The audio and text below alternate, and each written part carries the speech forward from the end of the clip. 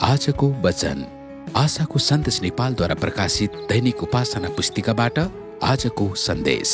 परमेश्वरले अझै महान काम गर्नुहुनेछ भन्ने विश्वास गर्नुहोस्। जय मसीह। आज बिहीबार जनवरी 22 तारिक माघ 8 गते।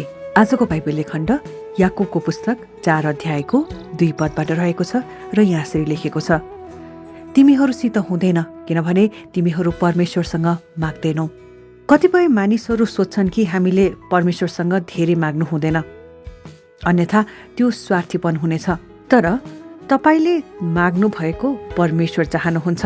तिमीहरूसित हुँदैन किनभने तिमीहरू परमेश्वरसँग माग्दैनौ। यदि तपाईँ मागिरहनु भएको छैन भने तपाईले आफ्नो विश्वास चलाइरहनु भएको छैन।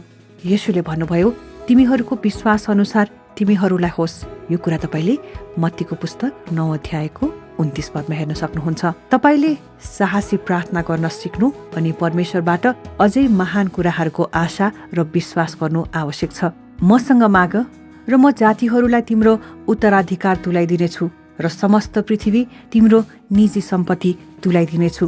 यो कुरा तपाईले भजन संग्रह 2 को 8 पदमा हेर्न सक्नुहुन्छ। त्यो साहसी प्रार्थना हो। तर परमेश्वरले तपाईलाई प्रार्थना गर्न भन्नुभएको छ किनभने उहाँ यसको जवाफ दिन इच्छुक हुनुहुन्छ।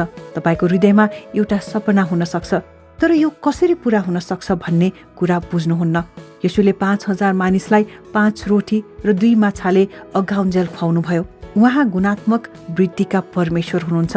उहाँले तपाईको समय बढाइदिन सक्नुहुन्छ र तपाईलाई अझ धेरै काम गर्न सहायता गर्न सक्नुहुन्छ।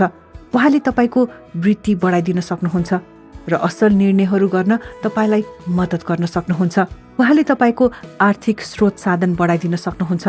छर्नेलाई बिउ दिनुहुनेले तिमीहरूलाई बिउ दिनुहुनेछ र त्यसमा वृद्धि गराउनुहुनेछ अनि तिमीहरूका धार्मिकताको फसल बढाउनुहुनेछ। यो कुरा तपाईले दोस्रो कोरिन्थीको पुस्तक 9 अध्यायको 10 पदमा हेर्न सक्नुहुन्छ। बाँच्नमै सन्तुष्ट हुनुको सट्टा तपाई फल्दो फुल्दो भएको परमेश्वर चाहनुहुन्छ। कसै गरी जिउने मात्र मानसिकताले तपाईलाई परमेश्वरको सर्वोत्तम आशिषबाट वञ्चित गर्नेछ।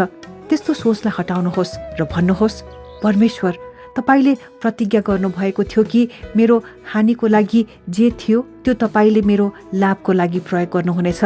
यो कुरा तपाईले रोमीको पुस्तक 8 अध्यायको 28 पदमा हेर्न सक्नुहुन्छ।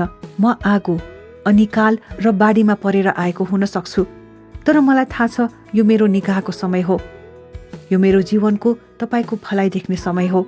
यसकारण आज परमेश्वरले अझै महान काम गर्नुहुनेछ भन्ने विश्वास गर्नुहोस्। आमेन। परमेश्वरले यहाँहरू सबैलाई धेरै आशिष दिउन्। जय मसीह। आजको वचन नेपालमै सर्वाधिक पढिने र सुनिने दैनिक उपासना पुस्तिका। हाम्रो ठेगाना आशाको सन्देश Nepal, Nakkhu, Lalitpur. Mobile number 98082048 04870। Email ठेगाना mos.radioministry@gmail.com। आफू सुन्नुहोस् र आफ्ना मित्रहरूलाई पनि सुन्ने सल्लाह दिनुहोस्। तपाईको आजको दिन आशिषमय रहोस्। जय मसीह।